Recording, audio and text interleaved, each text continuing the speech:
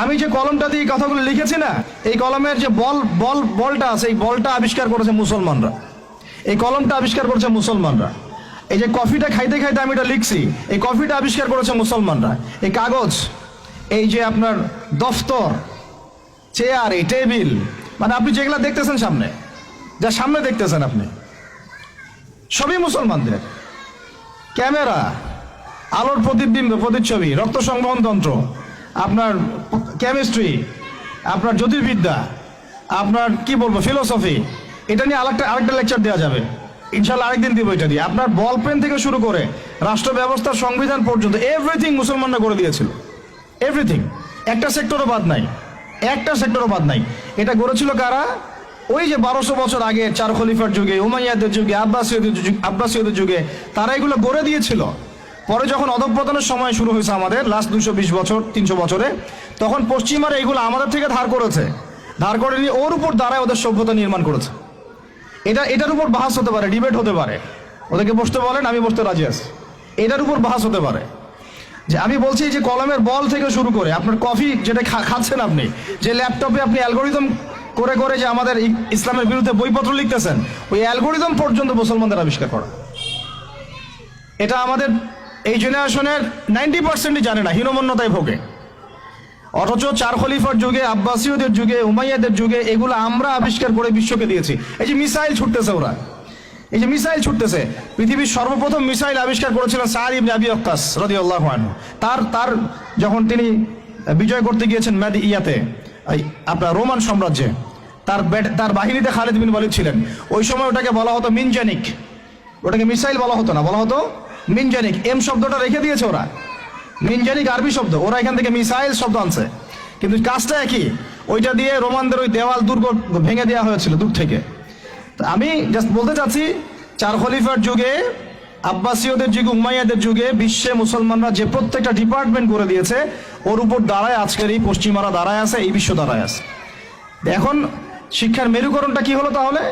Last 220 বছরে শিক্ষাটাকে ভাগ করে ফেলা হলো, যে তোমরা যারা দাড়ি টুপিওয়ালা মানুষ, তোমরা যারা ইবাদত বন্দেগী করতে চাও, তোমরা পড়বা কোরআন এবং হাদিস, তোমরা পড়বা উসুল, ফিকহ ইত্যাদি ইত্যাদি। আর যারা তোমরা ডাক্তার হতে চাও, ইঞ্জিনিয়ার হতে চাও, ব্যারিস্টার হতে চাও, তারপরে পলিটিশিয়ান হতে চাও ইত্যাদি ইত্যাদি, তোমরা পড়বা ইংরেজি, বাংলা, সায়েন্স, ম্যাথামেটিক্স, হ্যাঁ, আর্টস, কমার্স, ব্যারিস্ট্রি, মেডিকেল সায়েন্স ইত্যাদি তোমরা পড়বা। এই যে মেরুকরণ, এই মেরুকরণটাই হারাম হয়েছে প্রথমে। এটাই একটা বাজে জিনিস হয়েছে শিক্ষার মধ্যে। কখনো মেরুকরণ ছিল না, বরং ওমর রাদিয়াল্লাহু আনহুকে আপনি দেখেন, ওমর রাদিয়াল্লাহু আনহু একজন ফকিহ, একজন হাফেজ, একজন আলেম, একজন বিজ্ঞ খলিফা, পাশাপাশি একজন রাষ্ট্রপ্রধান। এবার আমাদের এগুলো বললে তো ওনারা রাগ করে। আমি তো খোলামেলা ওনাদের সাথে কথা বলি এখন, যে আপনাদের মধ্যে একজন ব্যক্তিকে জুমার খুতবা দিতে পাঠান দেখি, ইয়াতে মেম্বরে 360 জন এমপি একজনকে পাঠান যে জুমার খুতবা দিতে পারো।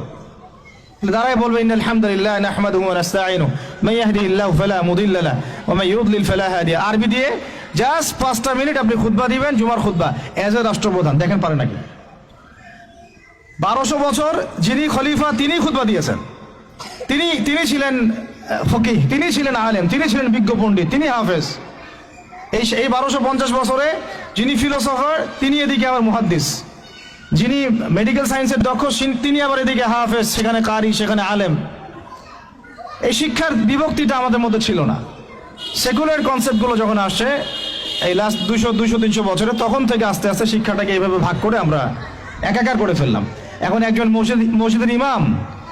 মসজিদের ইমাম সাহেবকে আপনি যদি জিজ্ঞাসা করেন যে সিরিয়ার রাজধানীর নাম কি, বলতে পারবে না অনেকেই। অর্থনীতির এটা কি, বিটকয়েন কি জিনিস, ও বলবে এটা আবার কি জিনিস। ক্রিপ্টোকারেন্সি কি, বলবে এটার নাম তো জীবনে শুনি নাই, অথচ এটা ইকোনমিক্সের একটা বেসিক জিনিস। ইনফ্লেশন কি দেখবেন অনেকেই বলতে পারতেছে না, কিন্তু সে দাওরাত হাদিস পাস করেছে, ইফতা দিয়েছে, তাখাসসুস করেছে। তাহলে শিক্ষাটাকে আমরা এভাবে ভাগ করে ফেললাম। এদিকে আবার যারা জেনারেল লাইন আমরা পড়েছি, ধরেন জিজ্ঞাসা করেন যে ফরজ গোসল কেমন করে করতে হয়, সবাই ফরজ গোসল করি, কিন্তু আমরা যারা ম্যাচিউরড এবং ম্যারিড, অনেকেই মাসালা ভুল আছে, অনেকেই পর্দা করে, পর্দার ফরজগুলো বলতে পারবে না। নামাজ, সবাই নামাজ পড়ে, নামাজের আরকান আহকামগুলো বলতে পারতেছে না। আমাদের এই যে ইয়াং জেনারেশন যারা স্কুলে, কলেজ, ইউনিভার্সিটিতে পড়েন, আপনি সবাইকে ধরে ধরে ধরে ধরে ওজুর খালি 4টা ফরজ জিজ্ঞাসা করেন, ওজু 4 ফরজ কি বলো দেখি, দেখবেন বলতে পারতেছে না। এই যে অবস্থাটা, এটা কি আপনাদের কাছে মনে হয় এমনি এমনি হঠাৎ করে হয়েছে? নো, এটা বিগত 100-200 বছরের ওদের মেহনতের ফসল। আর আপনারা কি চাচ্ছেন এটা একদিনে একটা স্কুল দিয়ে চেঞ্জ করতে? মোটেই পসিবল না, আর মোটেই পসিবল না। আর যদি মনে করে একজন ভাই, একটা সরকার, একটা প্রশাসন, একটা ইসলামিক দল, তার উপর দায়িত্ব চাপাই দিলে আমরা দায়মুক্ত হব, কোনোদিনও সম্ভব না। আমাদেরকে আরো এরকম 30-40 বছরের একটা মিশন নিয়ে নামতে হবে। 30 বছর একটা মিশন নিয়ে নামতে হবে। 30 ইয়ার্সে আমরা কোন জেনারেশন দেখতে চাই। এই আমার মেয়েটার বয়স যখন, এখন বয়স ওর 5 বছর 6 বছর, ওর বয়স যখন 20 বছর হবে, তখন আমি ওকে কোন জায়গায় দেখতে চাই, এবং এই 15 বছর আমি কিভাবে পড়ালে ওকে আমি ওই জায়গায় নিতে পারবো, এই ফিকিরটা আমাদেরকে করতে হবে। এখন কাজ মোটামুটি করা হয়ে গেছে, খালি দরকার সমন্বয়। এই দুইটাকে সর্বোচ্চ সমন্বয় করা। এখন সমন্বয় আবু তোহা আদনান ভাই করবে না, সমন্বয় মিজানুর রহমান আজহারি ভাই করবে না, সমন্বয় বাংলাদেশের শিক্ষামন্ত্রীর দিকে তাকায় থেকে লাভ নাই, সমন্বয় অমুক হুজুর তমুক দল তারা করবে না। সমন্বয়ের দায়িত্ব আপনার সবার, আপনাদের সবার। কারণ সন্তান তো আপনার, আপনার ফিকির কি, আপনার চিন্তা কি? আমরা সবাই রেডিমেড পাইলে সেখানে গিয়ে একটা জিনিসকে মানে নার্সিং করতে চাই, যে ওরা করুক তারপরে গিয়ে আমি জয়েন হব না। এই চিন্তাটাই ত্যাগ করতে হবে। আপনাদেরকেই তৈরি করতে হবে প্ল্যাটফর্ম, আপনাদেরকে প্ল্যাটফর্ম তৈরি করতে হবে। আমি খোলামেলা কথা বলতেছি, আপনাদেরকে জায়গা দিতে হবে রংপুরে। যদি রংপুরে চান যে এরকম কোনো স্কুল না, এটা তো স্কুল একটা বিগিনিং, প্লে থেকে 5 পর্যন্ত, ওরা মাস্টার্স পড়বে না, মাস্টার্স পরীক্ষা দিবে না, ওই পর্যন্ত তো আরো 15 বছর বাকি আছে। এই 15 বছরে তো এই লাইনে গেলে ওকে জানোয়ার বানায় দিবে। এই 15 বছর যদি এই লাইনে যায়, দেখা এমন হতে পারে ও সমকামী হয়ে গেছে। ও কয়দিন পরে এসে একটা ছেলেকে বিয়ে করে এসে বলবে যে ও তো মনে মনে মেয়ে, তাই বিয়ে করছি। তখন আপনি মুখ দেখাবেন কিভাবে? এমন তো হইতেই পারে। অস্বাভাবিক কিছু না, এগুলো হচ্ছে তো এখন। তো এখন আমি খোলামেলা কথা বলতেছি যে এই দায়িত্বটা আমার বা আমাদের একার নয়। ভুল ধরা যাবে অনেক, আমাদের সীমাবদ্ধতার শেষ নাই, ভুলের কোনো শেষ নাই, স্বীকার করতেছি। এরা চেষ্টা করতেছে, কিন্তু আমি জানি চেষ্টাটা মানে প্রয়োজনের তুলনায় নিতান্তই কম। আমাদেরকে সবাই মিলে চেষ্টা করতে হবে। আগে দরকার জায়গা। যদি আপনার জায়গা থাকে বা আপনাদের যদি জায়গা থাকে, আগে আপনারা জায়গা দেন রংপুর শহরে। কারণ আমরা চাই না যে কোনো জায়গায় কারো বাসায় ভাড়া নিয়ে আমাকে প্রতিষ্ঠান করতে হয়, এটা আমি চাই না। এটা আমরা কেন করবো এটা? আমরা যদি আমাদের বাচ্চাদের ফিউচারের জন্য উদ্বিগ্ন থাকি, তাহলে আপনারও তো উদ্বিগ্ন হওয়া উচিত। আপনার যদি 100% জমি থাকে, 10% দিয়ে 20% দিয়ে দেন, 50% ওয়াকফ করে দেন। এটা আপনার কেয়ামতের জন্য, কেয়ামতের মাঠ পর্যন্ত জারিয়া হয়ে থাকবে ইনশাআল্লাহ। এটা তো আমার দায়িত্ব না, এটা আপনারও দায়িত্ব। আপনার যদি ব্যালেন্স থাকে, আপনি এখানে কন্ট্রিবিউট করেন, বিল্ডিং নির্মাণ আপনি করেন। আমার কাছে বলেন ভাই আপনি কি দিতে পারবেন, আমি আপনাকে পুরো সিলেবাস করে দিতে পারবো ইনশাআল্লাহ, একদম প্লে থেকে নিয়ে মাস্টার্স পর্যন্ত। আমি কিন্তু এমনি কথাগুলো বলি নাই। আমাকে যদি গভর্নমেন্ট এখনো ডাকে, কল করে উপরের লেভেল থেকে, আমি বলছি 5 বছর সময় নিব, খালি জাস্ট 5 বছর সময় নিব ইনশাআল্লাহ। আমাকে 100 জনের প্যানেল দিয়ে দেন, পুরো শিক্ষা সিস্টেম চেঞ্জ করে দেওয়া যাবে ইনশাআল্লাহ। আল্লাহ পাক আমাদেরকে বুদ্ধি প্রতিবন্ধী হিসেবে তৈরি করেন নাই। যারা আছে এদের মাথায় কি আছে, এরা কি পাস করে আসছে, এটা আমরা খুব ভালো করে জানি, আমরা খুব ভালো করে জানি। কিন্তু আমরা অন্যকে আন্ডারএস্টিমেট করতে যাচ্ছি না। আমাদের নিজেদের উপর কনফিডেন্স আছে আমাদের, এটাকে চেঞ্জ করা খুবই সম্ভব, ভেরি মাচ পসিবল। এই ক্লাস 5 পর্যন্ত বাচ্চাদেরকে যদি আমরা এভাবে গড়ে তুলতে পারি, আস্তে আস্তে পর্যায়ক্রমে 8, 9, 10 এভাবে গিয়ে গিয়ে আমরা ইনশাল্লাহ মাস্টার্স পর্যন্ত যেতে পারবো ইনশাল্লাহ। আর যদি দেখা যায় না এই সিস্টেমে পারছি না, তাহলে কোনো সমস্যা নেই, আমরা এটার নাম মাদ্রাসা দিয়ে দিব, কোনো সমস্যা নাই। তোহা জিন্নুরাইন ইসলামিক স্কুলের দরকার নাই, আমার তোহা জিন্নুরাইন ইসলামিক মাদ্রাসা থাকলেও চলবে। স্কুলই হতে হবে শেষে, নট নেসেসারি। আমার দরকার সিলেবাসটা কি, আমি পড়াচ্ছি কি, আমার এনভায়রনমেন্ট কি, আমার বাচ্চারা খেলতেছে কিনা, ভালো খাচ্ছে কিনা, ওর পরিবেশ কেমন, এটা মূল কথা, আমার টাইটেলটা মূল কথা না। আর এই প্রজেক্টটা আমরা চাই সারা বাংলাদেশের 64টা জেলায় একটা করে বড় বড় ইউনিভার্সিটি হোক, এবং 68,000 গ্রাম বাংলায় একটা করে মক্তব হোক। তাহলে দেখবেন আগামী 20 বছরে আমি ইনশাআল্লাহ আপনাদেরকে একটা প্রজন্ম করে দিতে পারবো ইনশাআল্লাহ। তবে এই দায়িত্বটা কিন্তু আমার একার না। আমি আপনাদেরকে উদাত্ত আহ্বান খোলামেলা বলতেছি, আপনাদেরকে আগে আসতে হবে। জায়গা থাকলে জায়গা দেন, আপনাদের অর্থের কন্ট্রিবিউশন করতে পারেন সেটা করেন, যদি আপনি ব্যালেন্স দিতে পারেন সেটা করেন, ফাইন্যান্সে হেল্প করতে পারেন সেটা করেন। যদি আপনি এটা এত কিছু না পারেন, আপনার কিছু একটা বিল্ডিং আছে, আল্লাহর জন্য দিয়ে দেন। এটা আপনি আমাদেরকে দিচ্ছেন না, আল্লাহর জন্য দিচ্ছেন। আপনি যদি এটাও না পারেন, অন্তত তাহাজ্জুদে আমাদের জন্য দোয়া করেন, অন্তত দোয়া করেন। অথবা বুদ্ধি দেন, পরামর্শ দেন, বা ধৈর্য ধরে সবর করে আমার সাথে থাকেন, থেকে 10টা বছর ওয়েট করেন, দেখেন কি হয়। আমার শুধু আমার মেয়েকে নিয়ে ফিকির না তো, এই প্রত্যেকটা বাচ্চা আমার বাচ্চা, আল্লাহর কসম করে বলতেছি। প্যালেস্টাইনে যখন আমরা দেখি যে আমাদের এক একটা বাচ্চা না খেয়ে মারা যাচ্ছে, তখন আমার নিজের যৌবনের উপর আমার ধিক্কার আসে যে আমি যুবক হয়ে এখানে বসে আছি, আর আমি এই মানে কি বল মন্দের ভালো কিছু কাজ করার চেষ্টা করতেছি, অথচ আমাদের এই যে কচিকাঁচা বাচ্চাগুলো প্রত্যেকদিন বোমের শিকার হচ্ছে। ধিক্কার আমাদের যৌবনের উপরে, ধিক্কার আমাদের ক্ষমতার উপরে, আর ধিক ওইসব রাজতন্ত্রের উপরে, যাদের ভিত্তির উপর দাঁড়ায় ওই কাজগুলো তারা করতেছে। তা আমি বলতে গেলে অনেক বেশি আবেগী হয়ে যাই, তো ওইদিকে আমি যাচ্ছি না। বাচ্চাদের ক্ষুধা পাইছে, আমি শেষ করে দিচ্ছি। আমি জাস্ট আপনাদেরকে 10টা নসিহা করব, জাস্ট পয়েন্ট বাই পয়েন্ট। আমি ফজরের পর এটা বসে লিখেছিলাম, আপনারা এই 10টা কাজ কখনো ছাড়বেন না। আমাকে ওয়াদা করেন, এই 10টা কাজ আপনারা বাচ্চাদের ফিউচারের স্বার্থে কখনো ছাড়বেন না ইনশাআল্লাহ। আমার 1 মিনিট শেষ করে দিচ্ছি। আমার আহ্বান আপনাদের প্রতি একটাই, যে দায়িত্ব এটা আমাদের একার না। ইসলামিক স্কুল করা চারটাখানি কথা না। আমরা এমন একটা সমাজে বাস করি, ভালো কিছু দেখলেই বিভিন্ন লকব লাগায় দেওয়া শুরু করি। কালকে যদি আমাকে একটা লকব লাগায় দেয়, আপনি তো কিছু করতেও পারবেন না। অতএব এই কাজটা আমার একার নয়, এই কাজটা আমাদের সবার। ভালো কিছু দেখলেই আমরা ট্যাগ লাগানো শুরু করি। আর আমাদের ভিতরে যে শত্রুটা আছে, এরা থাকলে বাইরের শত্রুর দরকারই নাই। আর খোলামেলা কি বলবো আপনাদেরকে। ইসলামিক স্কুল করাটা মূল উদ্দেশ্য না আমাদের। আমাদের উদ্দেশ্য হচ্ছে ইসলামিক ইউনিভার্সিটি করা, প্রত্যেক জেলায় অন্তত একটা করে, যেখানে একটা বড় ক্যাম্পাস থাকবে, আবাসিক জায়গা থাকবে, নুরানি থেকে শুরু করে নাজেরা, হিপস, একদম দাওরা ইফতা পর্যন্ত, পাশাপাশি প্লে থেকে মাস্টার্স পর্যন্ত, এই দুইটাকে কম্বাইন করা হবে ইনশাআল্লাহ। এটার জন্য আপনাদের পক্ষ থেকে আমাদের দরকার সহযোগিতা। আমি এভাবে কিন্তু কখনো সহযোগিতা কখনো অনলাইনেও চাই না, অফলাইনে বলিনি কখনো। যতটুকু পারছি আমরা নিজেদের মতো করে করছি, বাট এটা আমার একার পক্ষে আর পসিবল না, আমাদের পক্ষে মোটেই পসিবল না। আমাদের বড় জায়গা দরকার, মাঠ দরকার, এরা খেলবে, আবাসিক জায়গা দরকার, তারপরে এদের ধরেন যে ভালো ভালো টিচার আনবো, আমাকে ভালো স্যালারি দেওয়া লাগবে। আমি যদি ট্রেনার আনতে চাই, আমাকে আরো ভালো স্যালারি দিতে হবে। আমার দরকার উন্নত পরিবেশ, হাইলি রেকমেন্ডেড একটা ক্যাম্পাস। আমার দরকার স্থায়ী ক্যাম্পাস, যেটা আমাদের স্থায়ী তোহা জিন্নুরাইন অ্যারাবিক মাদ্রাসার নামে ওয়াকফ করা, যেখানে অন্য কারো হস্তক্ষেপ থাকবে না। যে আমাদেরকে বাড়ির মালিক বললেই 2 দিন পর বলতে পারবে না যে কালকে ছেড়ে দেন বাড়ি, পরশুদিন ছেড়ে দেন বাড়ি, মানে মগের মূল্য। একটা প্রতিষ্ঠান মুহূর্তের মধ্যে তো ছেড়ে দেওয়া যায় না। একটা স্বপ্ন নিয়ে আমরা দাঁড়াইছি এখানে। তো এগুলো যারা বুঝে না, তাদের সাথে তো আমাদের কথা বলে লাভ নয়। যারা বুঝেন, তাদের প্রতি আমার উদাত্ত আহ্বান, আপনারা আপনাদের জায়গা থেকে আগায় আসেন ইনশাআল্লাহ। এটা আমাদের জন্য না, আপনি আপনার সন্তানের জন্য, এই সমাজের জন্য, এই জাতিকে ভালো কিছু দেওয়ার জন্য, একটা প্রজন্ম বিনির্মাণের স্বার্থে আপনারা আমাদের সাথে থাকবেন ইনশাআল্লাহ। এটা আমরা আশা করি আপনাদের কাছে। তো আমার 10টা নসিহত হচ্ছে, 1, যে আমাদের বাচ্চাদেরকে ওদের লক্ষ্যটাকে স্থির করাবেন। ওদের জীবনের লক্ষ্যটাকে 1 নাম্বার, ওদের জীবনের লক্ষ্য হবে জান্নাত। এবং আমাদের বরেণ্য যে মানে সিংহ পুরুষরা আছেন উম্মার, ওদেরকে চিনাই দিবেন, ওদের মতো ওদেরকে হতে বলবেন। তোমাকে হামজার মতো হতে হবে, তোমাকে খালিদের মতো হতে হবে, তোমাকে ওমর ইবনে খাত্তাবের মতো হতে হবে, তোমাকে আলী ইবনে আবি তালেবের মতো হতে হবে, তোমাকে মারিয়াম আলাইহিস সালামের মতো হতে হবে, তোমাকে আয়েশার মতো হতে হবে। এই চেতনাগুলো ছোটবেলা থেকে ওর মধ্যে ইনস্টল করেন। ও সামনে একটা রোল মডেল দেখবে যে আমাকে এরকম হতে হবে। এইসব ক্যাটরিনা সব ফেলান, এগুলা পরিমণি সব ফেলান, এগুলা বাদ দেন। যা চলতেছে যে সাকিব টাকিব সব বন্ধ করেন, এইসবে কোনো ফিউচার নাই। এসব ফিউচার হয়তো দুনিয়াতে কিছু দিতে পারে, কিন্তু পরকালে আল্লাহ পাকের আযাব গজব থেকে বাঁচার কোনো অপশন নাই। 2 নাম্বার, সন্তানকে নিজের মনে করবেন না।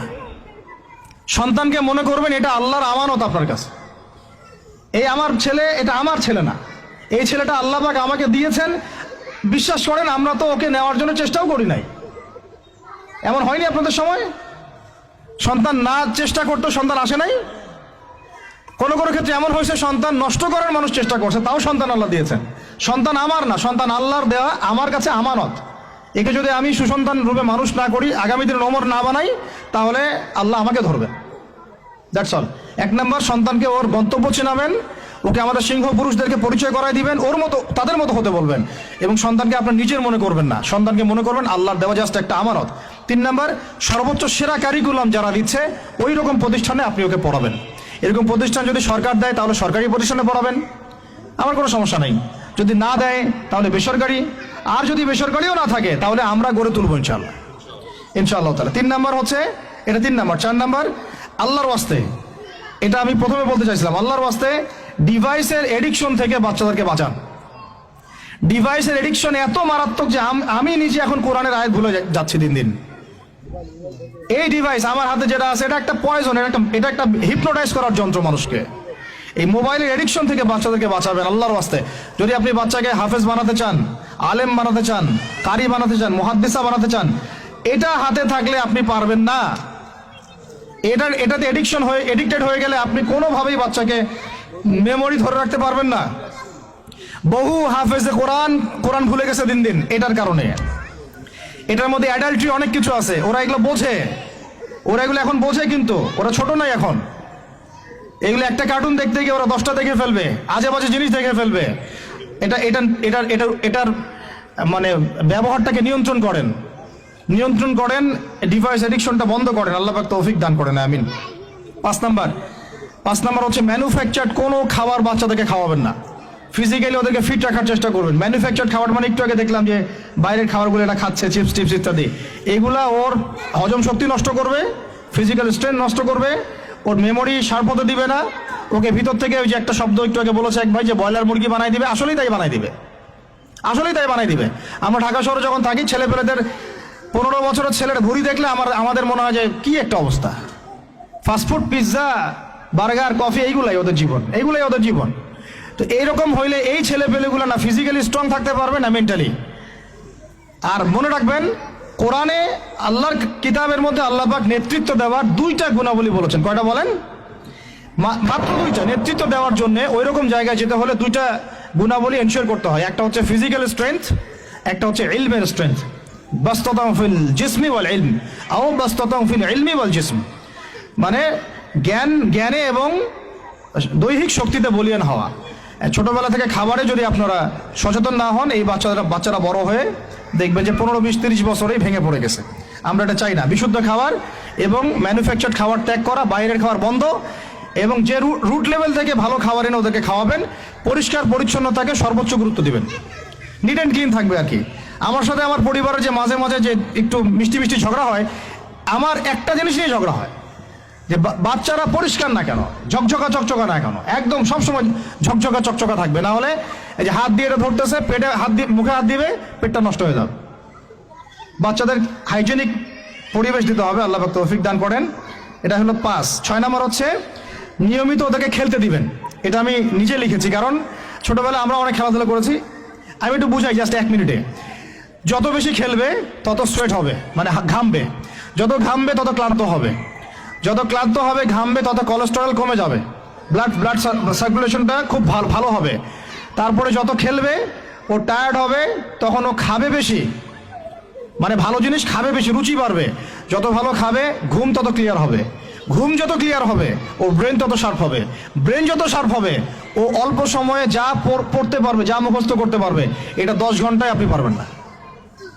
বিশ্বাস করেন, আমি আমার স্টুডেন্ট লাইফে কোনোদিনও মনে হয় 2 থেকে 3 ঘন্টার বেশি পড়ি নাই, কোনোদিনও না, কোনো পরীক্ষার আগেও না, এসএসসি, এইচএসসি, ইন্টার, মাস্টার্স, কোনো পরীক্ষার আগেও না। আমার তো মনে আছে যে আমি ওই ইন্টারমিডিয়েট পরীক্ষার আগে আমরা ভিডিও গেম খেলতে গেছিলাম মোস্তফা, মনে আছে আপনাদের? মনে নেই অনেকে। ওই যে কাচারি বাজারে আগে এখানে একটা গেমিং জোন ছিল, আপনাদের অনেকে মনে আছে যারা আমার এজের আছেন, মনে নেই আপনাদের? হ্যাঁ ভাই, জানেন তো, বাক্সের মধ্যে থাকতো, হ্যান্ডেল থাকতো। কালকে পরীক্ষা বলছে, পরীক্ষা দূর, কিসের পরীক্ষা? আমার ইংরেজি আগে পড়া আছে, আমার পড়া লাগবে না, এত কনফিডেন্স, বিকজ 1 ঘন্টা পড়ছি, আমার হয়ে গেছে। তো এই হলো অবস্থা। মানে বাচ্চাকে খেলতে দিতে হবে, খেলতে দিলে ওর ব্রেন ডেভেলপমেন্টে অনেক কাজে দিবে, ক্ষুধা বাড়বে, ঘুম ভালো হবে, ইনশাআল্লাহ তাআলা ওরা পড়া দ্রুত মনে রাখতে পারবে ইনশাআল্লাহ তাআলা। 7 নাম্বার হচ্ছে ভাই, এটা আমাদের ভাই বোনদের জন্য, যে পারিবারিক বন্ধনটা ভালো রাখেন। যে পরিবারে হাজব্যান্ড ওয়াইফের বন্ধন ভালো না, ওই পরিবারে ভালো সন্তান গড়ে উঠবে না। ওরা অনেক কিন্তু দেখবেন যে মানে মেন্টালি অনেক ডিপ্রেসড হয়ে যাবে। পারিবারিক বন্ডিংটা খুব ইম্পর্টেন্ট। এই জন্য আমরা দোয়া করি আল্লাহ পাক যেন সবার মধ্যে পারিবারিক বন্ডিংটা ভালো রাখেন, এবং পারিবারিক কলহ থেকে আল্লাহ পাক আপনাদেরকে হেফাজত করেন, আমিন। আর অ্যাটলিস্ট বাচ্চাদের সামনে এগুলো করবেন না। যদি ঝগড়া হয় বা কথা কাটাকাটি হয়, অ্যাটলিস্ট বাচ্চাদের সামনে করবেন না। এগুলো বাচ্চাদের শিশু মনে অনেক প্রভাব ফেলে। আপনার উমর রাদিয়াল্লাহু আনহুর ঘটনা জানেন তো? উনি এত কঠোর কেন জানেন? আপনারা যে বলেন উনি কঠোর মানুষ ছিলেন, কেন জানেন? উনার বাবা তাকে ছোটবেলায় কঠিন শাসন করতেন, কঠিন শাসন। ঠিক আমি এরকম একটা পরিবেশে বড় হয়েছি। যারা খুব কঠিন শাসনে বড় হয় তারা হয় 2 রকম হবে। এক, হয় তারা নষ্ট হয়ে যাবে অথবা তারা উম্মাকে নেতৃত্ব দিবে, দুটার একটা।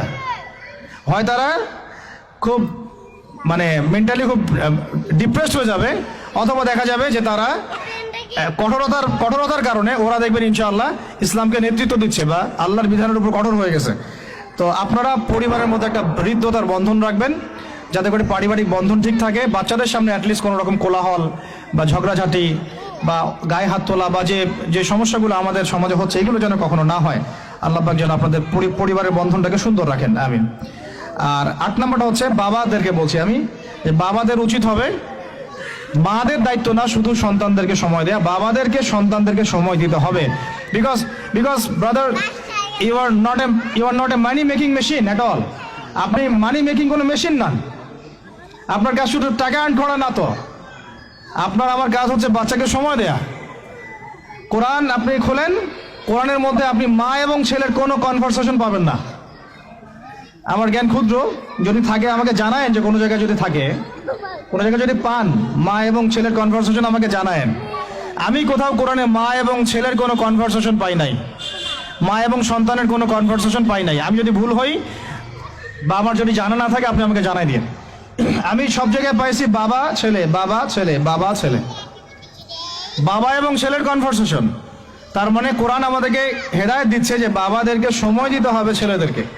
ইউসুফ তার বাবার সাথে কথা বলছেন, ইউসুফের বাবা তার ছেলের সাথে কথা বলছেন, লুকমান আলাইহিস সালাম তার ছেলেকে নসিহত করছেন, ইব্রাহিম আলাইহিস সালাম তার ছেলেকে বলছেন আমি তোমাকে জবাই করার স্বপ্ন দেখেছি। মা ছেলের কনভারসেশন খুব পাওয়া যায় না। আমি জানি না, কোনো জায়গায় থাকতে পারে, থাকলে আমাকে জানায়েন, কিন্তু আমি পাইনি কখনো। তো বাবাদেরকে বলবো আপনি সন্তানকে সময় দেন, because you are not a money making machine at all. আপনি কোনো মানি মেকিং মেশিন নন। এটা হলো 8 দুটো বলে শেষ করতেছি। 9 নম্বর হচ্ছে সন্তানকে চাপ দিবেন না, চাপ দিয়ে ওকে জোর করে কোনো কাঠামো দেওয়ার চেষ্টা করবেন না, বরং আপনি খুঁজে বের করেন আপনার সন্তানের মধ্যে ইউনিক প্রতিভা কি আছে। এই মেয়েটার মধ্যে হয়তো একটা প্রতিভা আছে যেটা আমার মেয়ের মধ্যে নাই, এর মধ্যে একটা প্রতিভা আছে ইউনিক যেটা ওর মধ্যে নাই, ওই ছেলেটার মধ্যে একটা প্রতিভা আছে যেটা আবার এই মেয়ের মধ্যে নাই। আপনি কখনো কারোর সাথে কারো তুলনা করবেন না। তুমি মারিয়ামের মতো ফার্স্ট হতে পারো নাই কেন, তুমি ওই সুমাইয়ার মতো সেকেন্ড কেন হলো না, তুমি ওই আব্দুল্লাহর মতো কেন ফার্স্ট হলো না, কখনো এরকম তুলনা করবেন না। এগুলো করলে ছেলেরা ভিতর থেকে, মেয়েরা ভিতর থেকে খুব ডিপ্রেসড হয়ে যায়, আত্মবিশ্বাস হারায় ফেলে। ওরা মানে মনে করে হয়তো আমার দ্বারা কিছু হবে না। বরং আপনি আরো উৎসাহিত করবেন, কোনো সমস্যা নেই বাবা, কোনো সমস্যা নেই আম্মু, এবার বড় নেই, পরে এবার হবে ইনশাল্লাহ। বরং তাদেরকে সময় দিবেন এবং খুঁজে বের করবেন যে কোন প্রতিভা আপনার মেয়ের মধ্যে, আপনার ছেলের মধ্যে আছে। কেউ দেখবেন খুব ভালো লিখতে পারে, কেউ ভালো আবৃত্তি করতে পারে, কেউ ভালো নেতৃত্ব দিতে পারে, কেউ ভালো দেখবেন যে মাশাআল্লাহ মুখস্থ করতে পারে। প্রতিভা বিচক্ষণতার সাথে ফাইন্ড আউট করতে হবে। এটা আমার কাজ বাবা হিসেবে, আপনার কাজ মা হিসেবে। আল্লাহ পাক আমাদেরকে এটা করার তৌফিক দান করেন, আমি জোর করে চাপায় দেওয়া যাবে না। আর একটা নসিহত শেষ, সেটা হলো আমরা তো 5 ওয়াক্ত নামাজ পড়বই, বাচ্চাদেরকে তো ইসলামী পরিবেশ দিবই। আমাদের তাহাজ্জুদের ওয়াক্তে 2 রাকাত নামাজ পড়াটাকে আপনার উপর ফরজ করে নেন। তাহাজ্জুদের ওয়াক্তে অন্তত 2 রাকাত নামাজ পড়াকে আপনার আমার উপর ফরজ করে নেন, যদি ওটা ফরজ না, ফরজ করে নেন।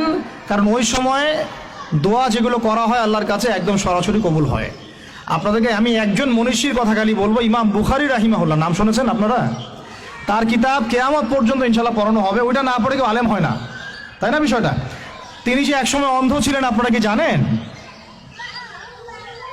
তিনি যে একসময় চোখে দেখতে পারতেন না, আপনারা কয়জন জানেন?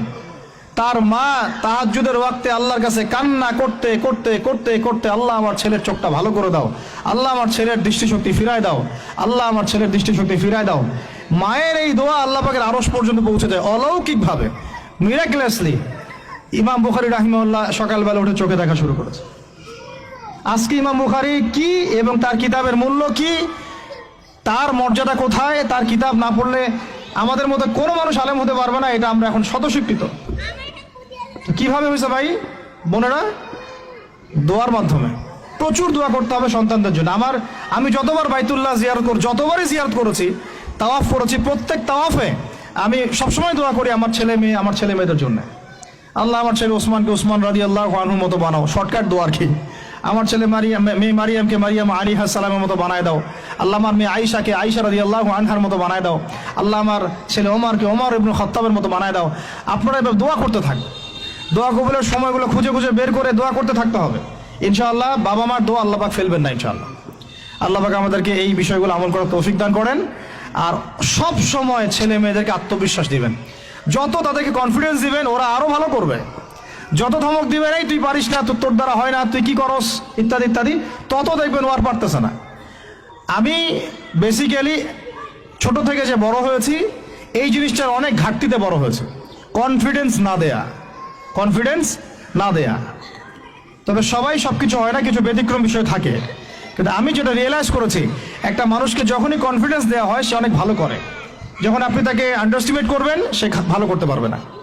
তাই আল্লাহর ওয়াস্তে আমাদের বাচ্চাদের উপরে চাপ না দিয়ে আত্মবিশ্বাস দিবেন, ভালোবাসবেন, মহব্বত করবেন, ওকে উৎসাহ দিবেন, দেখবেন ইনশাআল্লাহ ও আরো ভালো করতেছে ইনশাআল্লাহ। মাশাআল্লাহ তুমি তো সুন্দর লিখছো, আরেকটু ভালো করো, ভালো হয়েছে তো মাশাআল্লাহ, আরেকটু করো, সুন্দর আর্ট করছো, আরেকটু ভালো করো, মাশাআল্লাহ এক পারো তো মুখস্থ করে ফেলছো, আরেক পারো পারবা ইনশাআল্লাহ। ওকে এইভাবে বুস্ট আপ করতে থাকেন ইনশাআল্লাহ তাআলা। দেখবেন এভাবে যদি একটা পরিকল্পনা মাফিক আমরা আগাই, জাস্ট 20টা বছর সবর করি যদি আমরা, আল্লাহ পাক যেন আমাদেরকে তৌফিক দান করেন, টানা 20 বছর যদি আমরা নেক হায়াতের সাথে এভাবে রাত দিন 24 ঘন্টা নিরলস দিনের কাজ করতে পারি, অ্যাটলিস্ট এডুকেশন সেক্টরে, আমাদের তো পলিটিক্যাল সেকশন নাই, ইকোনমিক সেকশন আমাদের হাতে নাই, অ্যাটলিস্ট শিক্ষা সেক্টরে যদি আমরা এভাবে কাজ করতে পারি, আগামী 20 বছরে বাংলাদেশের শিক্ষা ক্ষেত্রের হুলিয়া পরিবর্তন করে ফেলা সম্ভব ইনশাআল্লাহ। কারণ সবকিছু নতুন করে করা লাগবে না, আমরা শুধু সমন্বয় করব, পরিবেশ করব এবং আমাদের জানমাল, সময়, শ্রম, জমি জমা এগুলো ওয়াকফ করবো ইনশাআল্লাহ আল্লাহর জন্য। এবং এগুলো করলে লাভ কি হবে, ওই বিখ্যাত হাদিসটা দিয়ে শেষ করতেছি, যে নবী সাল্লাল্লাহু আলাইহি ওয়াসাল্লাম বলেছেন, ইযা মাতাল ইনসান, যখন মানুষ ইন্তেকাল করবে বা করে, ইনকাতা আনহু আমালু, তার আমল নামাটা কেটে দেওয়া হয়, বন্ধ হয়ে যায়, ইল্লা সালাস, 3টা রাস্তা খালি জারি থাকে। 1 নম্বরই হচ্ছে সাদাকায়ে জারিয়া, মানে এমন সাদাকা, এমন কন্ট্রিবিউশন যেটা আমার ইন্তেকাল, আপনার ইন্তেকালের পরেও একেবারে চলতে থাকবে, লং টাইম সাস্টেন করতে থাকবে, এটা একটা। 2 নম্বর ওয়ালাদুন সালেহ, আমার নেককার সন্তান বা আপনার নেককার সন্তান, যে আপনার আমার জন্য কালকে আমাদের মানে পরকালে বারজাখের জীবনে আমরা যখন থাকবো তখন তারা দোয়া করতে থাকবে। আর আমি বলছি আমার ওমরই শুধু আমার ছেলে না, আপনাদের সবার সন্তান আমার সন্তান, আপনাদের সবার মেয়ে আমার মেয়ে। আমি এভাবে কখনো চিন্তা করি না যে যে প্রতিষ্ঠানগুলো আমরা করতেছি বা যে প্রজেক্টগুলো আমরা নিচ্ছি হাতে, এগুলো শুধু আমার ছেলের জন্য, আমার মেয়ের জন্য, কোশ্চিন কালেও না। এদেশের প্রত্যেকটা শিশু আমার শিশু, আমার ছেলে আমার মেয়ে, এদেশের প্রত্যেকটা বোন আমার বোন, এদেশের প্রত্যেক ভাই আমার ভাই। ওইভাবে চিন্তা করে আমাদেরকে না গেলে আমরা জাতিগত পরিবর্তন আনতে পারবো না। তখন আমরা স্বার্থপর হয়ে যাবো, আমার ছেলে বাঁচলেই হইলো, আমার মেয়ে বাঁচলেই হইলো। তখন হবে কি, আমার ছেলে আদতে বাঁচতে পারবে না, আমার মেয়েও বাঁচতে পারবে না, কারণ ফিতনা যখন সব জায়গায় ছড়ায় পড়বে আমার ঘরেও তো ঢুকবেই, স্বাভাবিক। আর শেষ নাম্বারটা হচ্ছে আল ইলম, এমন জ্ঞান ইউনতাফাউ বিহিন নাস, যে জ্ঞান দিয়ে মানুষ উপকৃত হয়। এই হলো শিক্ষা প্রজেক্টগুলো। আল্লাহ পাক এই হাদিসটার উপর আমাদের সবাইকে আমল করার তৌফিক দান করেন, আমিন। আর আমি লম্বা করছি না, আপনাদের অনেকেই ক্ষুধার্ত, আমাদের বাচ্চারা ক্ষুধার্ত। আমরা দোয়া করি আল্লাহ পাক যেন আমাদের সবাইকে পবিত্র কোরআন এবং নবীর হাদিস অনুযায়ী জীবন গড়ার তৌফিক দান করেন। 1 নম্বর, সবাইকে যেন আমাদের এই শিক্ষা প্রজেক্টের সাথে আপনাদেরকে সম্পৃক্ত করেন, আমিন। আমাদের জীবনের গন্তব্যটা আমাদেরকে ফিক্স করার তৌফিক দান করেন, বাচ্চাদেরকে মানুষ করার তৌফিক দান করেন, সবাইকে হালাল খাওয়ার তৌফিক দান করেন, ধৈর্য ধরার তৌফিক দান করেন, নেক আমল আল্লাহ পাক যেন বেশি বেশি করার তৌফিক দেন এবং সুন্নাহ ভিত্তিক জীবন করার তৌফিক দেন। এছাড়াও আমি দোয়া করি মন থেকে আল্লাহ পাক যেন আমাদের বাচ্চাদেরকে সুস্থ রাখেন, আমাদের প্যারেন্টসদেরকে সুস্থ রাখেন, টিচার্সদেরকে সুস্থ রাখেন এবং আমাদেরকে সুস্থতার সাথে আল্লাহ পাক লম্বা সময় দিনের কাজ করার তৌফিক দান করেন। এবং ভিতরে বাহিরে যত ইসলাম বিরোধী অপতৎপরতা আছে এগুলোকে আমাদেরকে সাহসিকতার সাথে ফেস করার তৌফিক দান করেন, আমিন। আর আমি সর্বশেষ আবারও বলতেছি যে এই দায়িত্বগুলো আমাদের একার না। প্রিয় দিনী ভাই এবং বোনেরা, আপনাদের সবার দায়িত্ব আগায় আসেন। আমি এভাবে আগে কখনো বলি নাই, এখন বলতেছি বিকজ আমি চাই না আমাদের কোনো প্রতিষ্ঠান কোনো মানুষের ছত্র ছায়ায় থাক। প্রত্যেকটা প্রতিষ্ঠান, প্রত্যেকটা মার্কাজ, প্রত্যেকটা ক্যাম্পাস শুধু হবে আল্লাহর জন্যে, আল্লাহর জমিতে, আল্লাহর বিল্ডিং, এটা কিয়ামত পর্যন্ত এভাবে থাকবে ইনশাআল্লাহ। এটা আমার কোনো ব্যক্তি মালিকানায় না, আল্লাহর জন্য ওয়াকফ করার আমাদের জায়গা দরকার, কনস্ট্রাকশন দরকার, ফাইন্যান্স দরকার ইনশাআল্লাহ তাআলা। আল্লাহ পাক আমাদেরকে যে নিয়ামতগুলো দিয়েছেন এগুলো যদি আমরা সবার সামনে মানে সুষ্ঠুভাবে উপস্থাপন করতে পারি, আমি আশা করি সারা দেশ বিদেশের অনেক মানুষ আগে আসবে ইনশাআল্লাহ তাআলা। আল্লাহ পাক আমাদেরকে প্রত্যেকটা বিভাগীয় শহরে এরকম প্লে থেকে নিয়ে মাস্টার্স পর্যন্ত, দ্যাট মিনস নুরানি থেকে নিয়ে ইফতা পর্যন্ত এইরকম একটা ক্লাসিক্যাল প্রতিষ্ঠানগুলো, মার্কাজগুলো গড়ে তোলা তৌফিক দান করেন, আমিন। আমি আজকের মতো এখানে শেষ করছি। আকুলু কওলি হাযা আস্তাগফিরুল্লাহ লি ওয়া লাকুম ওয়া লিসাইরিল মুসলিমিন بارك الله لنا ولكم بالآيات الحكيم إنه تعالى جواد كريم رؤوف رحيم